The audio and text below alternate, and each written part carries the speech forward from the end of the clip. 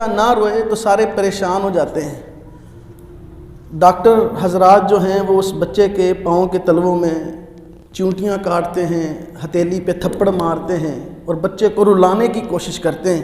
اور جب تک بچہ روتا نہیں ہے تو پریشان رہتے ہیں کہ بچہ رو نہیں رہا، اللہ خیر کرے۔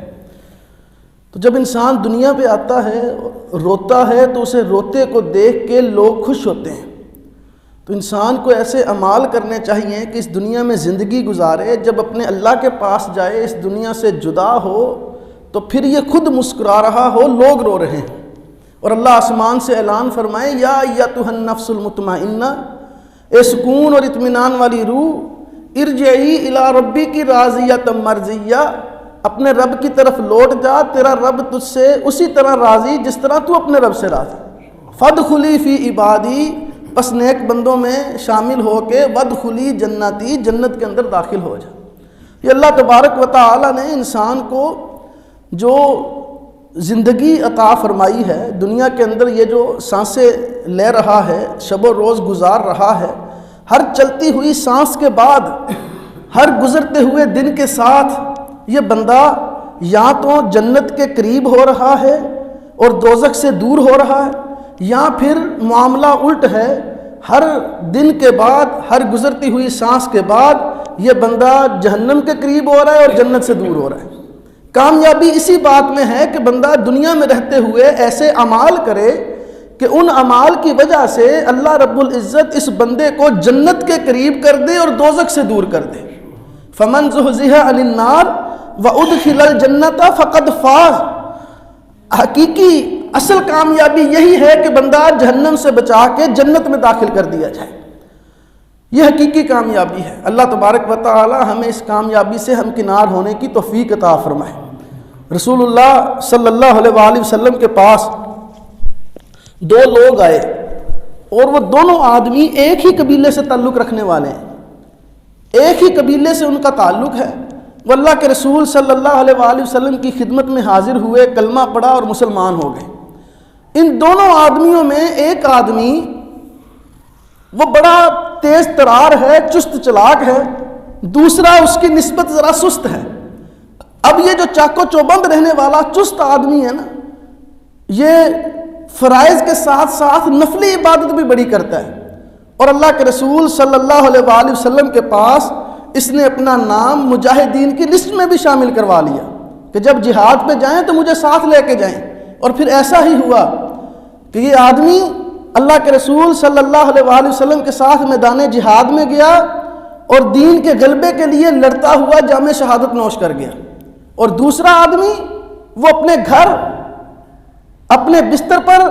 اس شہید کے 1 سال بعد طبعی موت فوت ہوا۔ رسول اللہ صلی اللہ علیہ وآلہ وسلم کے صحابی ہیں طلحہ بن عبید اللہ رضی اللہ تعالیٰ عنہ، وہ کہتے ہیں کہ ایک رات میں نے خواب دیکھا، اور خواب میں کیا دیکھتا ہوں کہ یہ دونوں آدمی میرے ساتھ جنت کے دروازے پہ موجود ہیں، ہم جنت کے دروازے پہ کھڑے ہیں، جنت کا دروازہ کھلتا ہے، دربان باہر نکلتا ہے، اور وہ شخص جو اس شہید کے 1 سال بعد طبعی موت فوت ہوا تھا اسے اپنے ساتھ لے کر جنت میں داخل ہو جاتا ہے۔ میں بھی وہاں کھڑا ہوں، شہید بھی کھڑا ہے، پھر دوبارہ جنت کا دروازہ کھلتا ہے اور دربان آ کے اس شہید کو لے جاتا ہے۔ میں اپنا قدم آگے اٹھانے لگتا ہوں تو مجھ سے کہا جاتا ہے کہ ابھی آپ کا وقت نہیں آیا، آپ ابھی واپس چلے جائیں۔ کہتے ہیں میری آنکھ کھل گئی۔ میں نے یہ خواب اپنے کچھ دوستوں کو سنایا کہ میں نے رات اس طرح کر کے خواب دیکھا ہے، تمہیں معلوم ہے کہ ایک ہی قبیلے کے 2 لوگ نبی پاک صلی اللہ علیہ وآلہ وسلم کی خدمت میں حاضر ہوئے، انہوں نے کلمہ پڑھا، مسلمان ہو گئے، اسلام قبول کر لیا، ان میں ایک بندہ میدان جہاد میں شہید ہو گیا اور دوسرا طبعی موت 1 سال بعد فوت ہوا، لیکن میں نے خواب میں دیکھا جو طبعی موت 1 سال بعد فوت ہونے والا ہے اس شہید سے بھی پہلے جنت میں داخل ہو گیا۔ لوگوں نے اس خواب پہ بڑا تعجب کیا کہ شہید کا تو مقام و مرتبہ اللہ تبارک و تعالیٰ کے ہاں بہت بلند ہے۔ خود رسول اللہ صلی اللہ علیہ وآلہ وسلم کی زبان سے سنا ہے کہ بندہ جب میدان جہاد میں شہید ہوتا ہے، اس کے خون کا قطرہ زمین پر بعد میں گرتا ہے، اللہ زندگی کے گناہوں کو پہلے معاف فرما دیتا ہے۔ تو انہوں نے کہا کہ آؤ ہم جا کے رسول اللہ صلی اللہ علیہ وآلہ وسلم کو یہ خواب سناتے ہیں، آپ ہی اس کے بارے میں رہنمائی فرمائیں گے۔ طلحہ بن عبید اللہ رضی اللہ تعالیٰ عنہ کہتے ہیں ہم اللہ کے رسول صلی اللہ علیہ وآلہ وسلم کی خدمت میں حاضر ہوئے اور جا کے ہم نے اس تعجب کا اظہار کیا کہ یا رسول اللہ دیکھیں، طلحہ بن عبید اللہ رضی اللہ تعالیٰ عنہ کہتے ہیں کہ مجھے یہ خواب آیا ہے اور میں خواب میں دیکھتا ہوں کہ جو 1 سال پہلے شہید ہونے والا جنت میں بعد میں داخل ہو رہا ہے اور 1 سال بعد طبعی موت بستر پہ فوت ہونے والا جنت میں پہلے داخل ہو رہا ہے، ہمیں تو اس پہ بڑا تعجب ہے۔ تو اللہ کے رسول صلی اللہ علیہ وآلہ وسلم فرماتے ہیں میرے صحابہ تمہیں تعجب میں کس چیز نے ڈالا ہے؟ اس میں تعجب کرنے والی بات کیا ہے؟ کیا تم غور نہیں کرتے، دیکھتے نہیں ہو کہ جو 1 سال بعد طبعی موت فوت ہونے والا شخص ہے اس نے اس شہید سے 1 سال کی عبادت زیادہ کی ہے، اس نے 1 سال کی نمازیں زیادہ پڑھی ہیں، اس نے 1 سال کے روزے زیادہ رکھے، اس نے 1 سال کے اتنے سجدے اتنے رکوع زیادہ کیے۔ 1 سال اضافی زندگی جو اسے ملی، اس اضافی زندگی میں اس نے اللہ کی عبادت بھی تو زیادہ کی ہے۔ یہ اللہ کی عبادت کرنے کا انعام ہے کہ اللہ تبارک و تعالی نے اپنی عبادت کے بدلے اسے شہید سے بھی پہلے جنت کا داخلہ عطا فرما دیا۔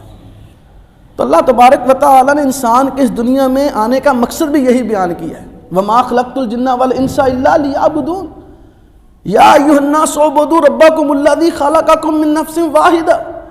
اللہ تبارک و تعالی نے انسان کے تخلیق کا مقصد بھی یہی بنایا ہے کہ یہ بندہ میری عبادت کرے، عبادت کر کے اللہ تبارک و تعالی کی آگے جھک کے رکوع و سجود کر کے اسے منا کے ہم یقیناً اس مرتبے پر فائز ہو جاتے ہیں جس پر انبیاء کو بھی رشک آتا ہے، جس مرتبے کو شہید بھی نہیں پہنچ سکتا۔ تو وہ مرتبہ، وہ مقام، وہ عظمت اسی وقت حاصل ہو سکتی ہے جب ہم اللہ کی عبادت کریں گے۔ اسی سے ملتی جلتی ایک اور روایت جو علامہ البانی رحمہ اللہ نے سلسلہ حدیث صحیحہ میں نقل کی ہیں، سیدنا ابو ہریرہ رضی اللہ تعالیٰ نے اس کے راوی کہ ہم ایک دفعہ اللہ کے رسول صلی اللہ علیہ وآلہ وسلم کے ساتھ سفر پر جا رہے تھے کہ چلتے چلتے ہم نے ایک جگہ آرام کرنے کے لیے پڑاؤ ڈالا، رکے تو ہم نے کیا دیکھا کہ ایک نوجوان جو بکریوں کو چرا رہا تھا، بکریوں کو چراتا ہوا وہ پہاڑی سے نیچے کی طرف اتر رہا تھا۔ ہم نے اسے دیکھا، اتنا خوبصورت تھا کہ اس کی خوبصورتی کو دیکھ کے ہماری ٹکٹکی بند گئی، ہم اس کی طرف دیکھتے رہے، اس کا قد کاٹ، بنتر بناوٹ، اس کے مضبوط کندھے، اس کے بال، اس کے رخسار ہر لحاظ سے خوبصورت۔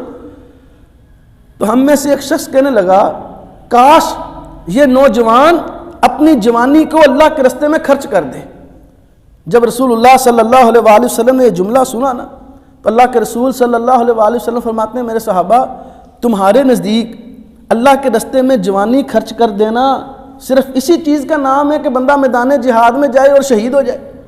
کیا تم اسے ہی جوانی اللہ کے راستے میں خرچ کرنا سمجھتے ہو؟ اللہ کے رسول صلی اللہ علیہ وآلہ وسلم فرماتے ہیں من سعی علی والدیہ، جو نوجوان اپنی جوانی والدین کی خدمت میں خرچ کرتا ہے، ففی سبیل اللہ، یہ بھی اللہ کے راستے میں ہے۔ اور فرمایا من سعی علی عیالہ، جو نوجوان اپنی جوانی اہل و عیال کی فکر میں خرچ کرتا ہے، اہل و عیال کے لیے فکر مند رہتا ہے، ان کی دنیاوی ضروریات کے لیے بھی، اخروی ضروریات کے لیے بھی، یہی نہیں کہ صرف اہل و عیال کی دنیاوی ضروریات پوری کرتا ہی رہے، ان کی آخرت کی فکر ہی نہ کرے، ان کے اخروی معاملات کی فکر ہی نہ کرے، جہاں جیسے زندگی گزار رہے ہیں گزارتے رہیں، بس مال آنا چاہیے، نہیں۔ قوا انفسکم واہلیکم نارا، خود بھی آگ سے بچتا ہے، اہل و عیال کو بھی آگ سے بچانے کی فکر کرتا ہے۔ ففی سبیل اللہ، اللہ کے رسول فرماتے ہیں یہ بھی اللہ کے راستے میں۔ اور فرمایا من سعی علی نفسہ لیعفھا، وہ نوجوان جو اپنی جوانی کو پکیزہ رکھنے کی کوشش کرتا ہے، گناہوں سے بچاتا ہے، اللہ کی عبادت میں صرف رکھتا ہے، ففی سبیل اللہ، یہ نوجوان بھی اللہ کے راستے میں ہے۔ اللہ ہمیں بھی اپنی جوانیوں کو، اپنی زندگیوں کو اپنی عبادت کے لیے وقف کرنے کی اللہ توفیق عطا فرمائے۔ جہاں ہم دنیاوی معاملات کی فکر کرتے ہیں، دنیاوی معاملات کے لیے کوششیں کرتے ہیں، وہاں ہمیں اپنی آخرت کے لیے بھی کوشش کرنی چاہیے۔ آخرت کے لیے کوشش کریں گے، اللہ کی عبادت میں وقت گزاریں گے، یقیناً ہم نے بھی مرنا ہے، ہماری موت آئے گی، ہمارے لیے بھی آسمانوں سے اعلان ہوگا یا ایتھا النفس المطمئنہ ارجعی الی ربک راضیۃ مرضیہ فادخلی فی عبادی وادخلی جنتی۔ اصل کامیابی، حقیقی کامیابی یہی ہے کہ بندے کے بارے میں اس کا رب اعلان کر دے کہ میں نے اپنے بندے کو جہنم سے آزاد کر کے جنت کا حقدار بنا دیا ہے۔ وآخر دعوانا ان الحمدللہ رب العالمین، سبحانک اللہم وبحمدک، اشہد ان لا الہ الا انت استغفرک واتوب الیک۔ الحمدللہ رب العالمین